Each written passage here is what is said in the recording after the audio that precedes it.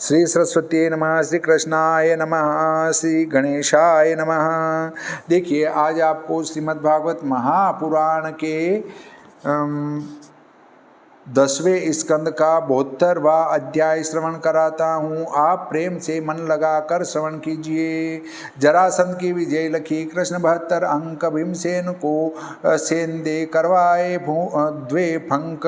श्री सुखदेव जी बोले कि हे महाभागवत परीक्षित, एक समय मुनीश्वर ब्राह्मण क्षत्रिय वैश्य भाई आचार्य और कुल में वृद्ध तथा जाति के संबंधी बांधव इन सहित सभा में बैठे हुए राजा युधिष्ठिर सबके सुनते हुए हे श्री कृष्ण, हे भक्तवत्सल, इस प्रकार संबोधन देकर बोले कि हे समर्थ यज्ञों का राजा, राजसूय यज्ञ करके मैं पवित्र कर्म वाले आपका पूजन करूंगा।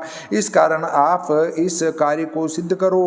अभद्र के नाश करने वाले आपकी चरण पादुका का जो पुरुष सेवन ध्यान और पवित्र होकर वाणी से नाम लेते हैं, हे कमलनाभ, वही पुरुष संसार से छूट जाते हैं और जो चाहना करते हैं वह मनोरथ भी उनके सिद्ध हो जाते हैं। और कैसा ही चक्रवर्ती क्यों न हो, बिना भक्ति के कुछ नहीं होता। इस कारण हे देव, यह लोग इस संसार में आपके चरणारविंद की सेवा के प्रभाव को देखें।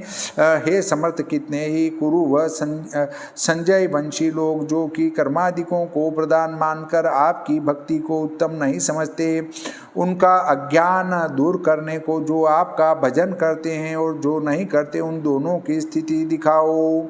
सबके आत्मा समदर्शी, आत्म सुख अनुभव रूप ब्रह्म आप हो। आपको अपना बिराना यह भेद बुद्धि कुछ नहीं है। जैसे कल्प वृक्ष जो सेवन करे उसी को फल प्राप्त हो, उसी प्रकार जो आपका सेवन करे तो उसी पर आप प्रसन्न हो जाते हो। जो जैसी सेवा करे उसे वैसा ही फल देते हो, इसमें कुछ संदेह नहीं। श्री भगवान बोले कि हे राजा युधिष्ठिर, हे शत्रुनाशक, तुमने यह भला निश्चय किया है, क्योंकि इस यज्ञ के करने से सब लोगों में तुम्हारी मंगल रूप कीर्ति फैलेगी। हे समर्थ राजा युधिष्ठिर, यह संपूर्ण यज्ञों का राजा राजसूय यज्ञ तुमने करना विचारा है, सो ऋषिश्वर और पितृ तथा देवता और सूरत तथा हम और समस्त प्राणियों को प्यारा है। संपूर्ण राजाओं को जीत और संपूर्ण पृथ्वी को वश में कर और सब सामग्रियां इकट्ठी करके तुम इस यज्ञ को करो। हे राजा युधिष्ठिर, यह तुम्हारे भाई लोकों का पालन करने वाले देवताओं के अंश से उत्पन्न हुए हैं और जिनको अजितेंद्रीय पुरुष कभी वश में नहीं कर सकते। तुम्हारे जितेंद्रीयपन से तुम्हारे वश में हूँ, इसलिए शीघ्र ही यज्ञ पूर्ण होगा। मेरे आश्रय वाले पुरुषों को लोक में तेज वैभव सेना से कोई देवता भी पराभव नहीं कर सकते हैं, तो राजा क्या कर सकते हैं। श्री सुखदेव जी से मुनि बोले कि हे राजन, भगवान श्री कृष्णचंद्र का वचन सुन प्रसन्नता से प्रफुल्लित वदन राजा युधिष्ठिर ने भगवान के तेज से बड़े हुए अपने भ्राताओं को दिशाओं को इनके जीतने को भेजा। संजय देश के राजाओं को संग करके दक्षिण देश के राजाओं को जीतने के लिए सहदेव को आज्ञा दी। हे परीक्षित, सहदेव, अर्जुन, नकुल और भीमसेन ने संपूर्ण दिशाओं के राजाओं को बलपूर्वक जीत यज्ञ करने की इच्छा वाले अजात शत्रु राजा युधिष्ठिर को बहुत द्रव्य ला कर दिया।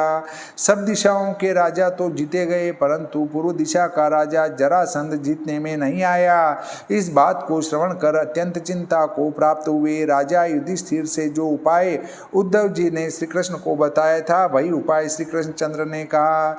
हे राजन, तब तो भीमसेन, अर्जुन और श्री कृष्णचंद्र तीनों ब्राह्मण का वेश धारण कर जहाँ बृहद्रथ का पुत्र जरासंध गिरिव्रज नाम किले में रहता था वहां गए। ब्राह्मण का वेश धारण किए इन क्षत्रियों ने भिक्षुकों के आने के समय ब्रह्म भक्त गृहस्थ घर में स्थित राजा जरासंध से भिक्षा की प्रार्थना की।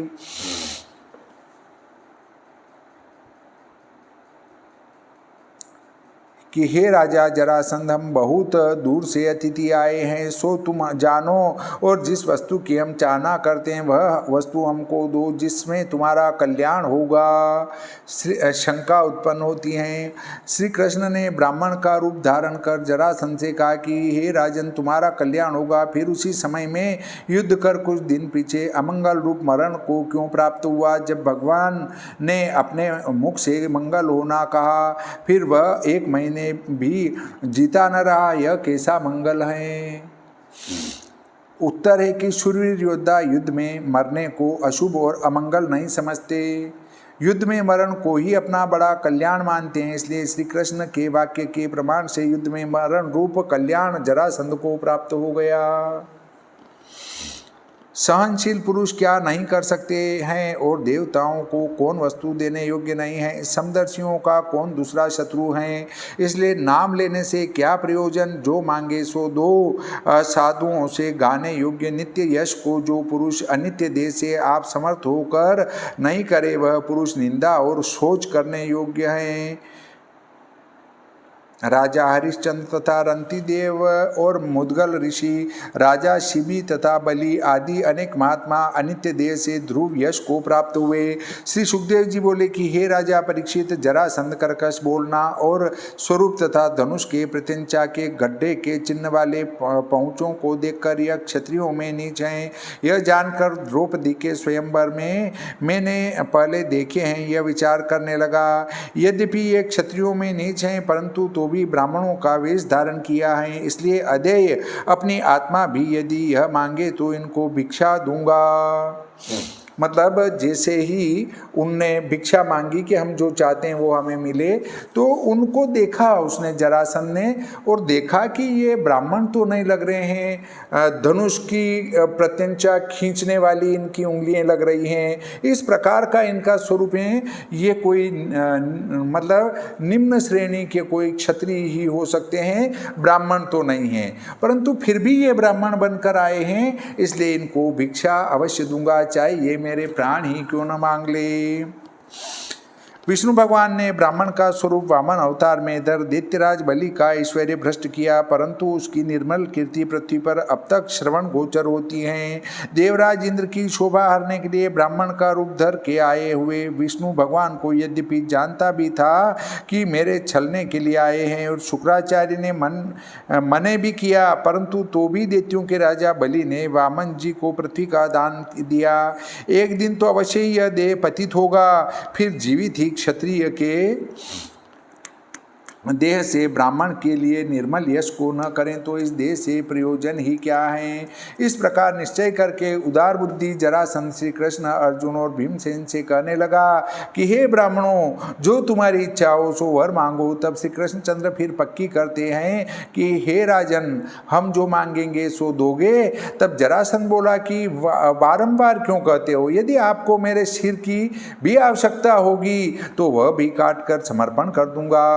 तब भगवान श्री कृष्णचंद्र बोले कि हे राजाओं के इंद्र राजन जरासंध, यदि तुम्हारे मन में आवे तो द्वंद्व युद्ध हमको दो, और युद्ध के लिए ही हम क्षत्रिय तुम्हारे पास आए हैं, अन्न के लेने वाले हम ब्राह्मण नहीं हैं। तब जरासंध ने पूछा, तुम कौन हो? यह सुन श्री कृष्णचंद्र ने कहा कि वृक्क नामा अग्नि जिसके उधर में रहती है, ऐसा यह भीमसेन है, इसका भाई यह अर्जुन है, और इनके मामा का पुत्र तेरा पहला वेरी में कृष्ण हूँ। सो मुझे तो तुम भली भांति जानते होंगे। इस प्रकार सुनकर मगध देश का राजा जरासंध बहुत हंसा। इसके उपरांत क्रोध में भरकर, हे मूर्खों, मैं तुमको युद्ध दूंगा, इस प्रकार कहने लगा। अरे डर पो कृष्ण, व्याकुल चित्त तेरे संग में युद्ध नहीं करूंगा, क्योंकि मेरे डर से तो तू प्रथम ही मथुरापुरी को त्याग समुद्र में जाकर बसा है। अर्जुन मुझसे युद्ध में न्यून है और न मेरे समान बलवान है, इसलिए अर्जुन योद्धा नहीं है। हाँ, भीमसेन कुछ एक मेरे समान बलवान है, इसके संग युद्ध करूंगा। इतनी बात कह जरासंध भीमसेन को बड़ी गदा दे और आप दूसरी गदा लेकर पूर्व के बाहर निकला। इसके उपरांत हे परीक्षित, बड़ा मद वाला भीमसेन और जरासंध परस्पर मिलकर रणभूमि में वज्र के समान गदा का प्रहार करने लगे। रणभूमि में प्राप्त हुए नटों के समान बाएं दाएं विचित्र मंडल में फिरते इन दोनों का युद्ध अत्यंत शोभायमान लगने लगा। फिर हे महाराज परीक्षित, दांत वाले हाथियों का जैसा शब्द होता है उसी प्रकार इन दोनों वीरों के गदा चलाने का वज्र जैसे पीछे ऐसे ही शब्द होने लगा। युद्ध करने से बड़ा है क्रोध जिनका, ऐसे हाथियों की लड़ाई में आकड़ी जैसे चूर्ण हो जाती हैं, उसी प्रकार भुजाओं के वेग से आपस में बड़ा क्रोध कर लड़ने वाले हाथियों के शरीर पर पछाड़ कर जैसे आग की गुद्दियां टूट जाती हैं, उसी प्रकार बाहों के वेग से चलायमान गदा कंधा कमर पांव हाथ जंगा इनसे लग कर चूर्ण हो गई। इस प्रकार जब दोनों वीरों की गदा टूट गई तब क्रोधी मनुष्यों में वीर भीमसेन और जरासंध लोहे के समान स्पर्श वाले घूसों की मार शरीर में मारने लगे। हाथियों के समान आपस में मारते जरासंध व भीमसेन के प्रहार से उठा शब्द जैसे बिना बादल वज्रपात का शब्द होता है, उसी प्रकार कठोर शब्द होने लगा।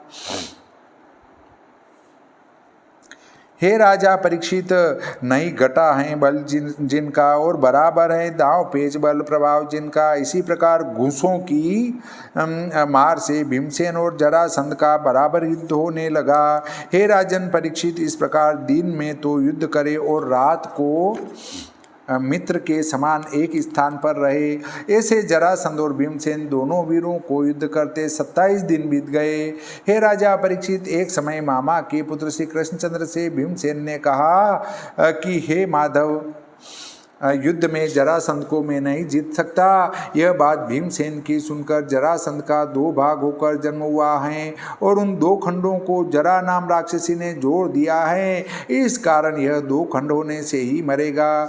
इस बात के जानने वाले श्री कृष्णचंद्र ने भीमसेन को अपने तेज से बढ़ाया और जरासंध के चीरने का विचार किया। सफल ज्ञान श्री कृष्णचंद्र वेरी जरासंध के मारने का चिंतवन कर तीनों का चीर कर भीमसेन के सेन से जताया कि जैसे मैंने तीनों का चीरा उसी प्रकार तो इसको चीर डालो। मारने वालों में श्रेष्ठ बलवान भीमसेन श्री कृष्णचंद्र के संकेत को जान वेरी जरासंध का पांव पकड़कर पृथ्वी में पटक दिया। हे महाराज, जैसे बड़ा हाथी वृक्ष की शाखा को पकड़कर चीर डालता है, उसी प्रकार अपने पांव से उसके एक पांव को दबा और दूसरे पांव को भुजाओं से पकड़ गुदा के बीच से चीर डाला। एक एक पांव जंगा अंडकोश कमर पीठ स्तन कंधा एक एक भ्रुकुटी और कान ऐसे 2 खंड किए सब प्रजा ने देखे। मगध के देश का राजा जरासंध जिस समय मारा गया उस समय हाहाकार शब्द होने लगा। इसके पीछे अर्जुन और श्री कृष्णचंद्र भीमसेन का आलिंगन करके पूजा करने लगे। अप्रमेय स्वरूप समर्थ सब प्राणियों के पालन करने वाले श्री कृष्णचंद्र ने जरासंध के पुत्र सहदेव को मगध देश का राज्य तिलक दिया। इसके उपरांत जरासंध ने जो 20,800 राजाओं को बंदी कर लिया था उन्हें भी बंदी खाने से छुड़ा दिया। श्रीमद्भागवते महापुराणे दशम स्कंदे उत्तरार्धे भाष्यटीकायां जरासंधवो नाम 270तमो अध्यायः। श्री कृष्णचंद्र भगवान की जय, श्री रामचंद्र भगवान की जय, बजरंग बली की जय, सरस्वती मैया की जय, श्री गणपति जी महाराज की जय। ये जो है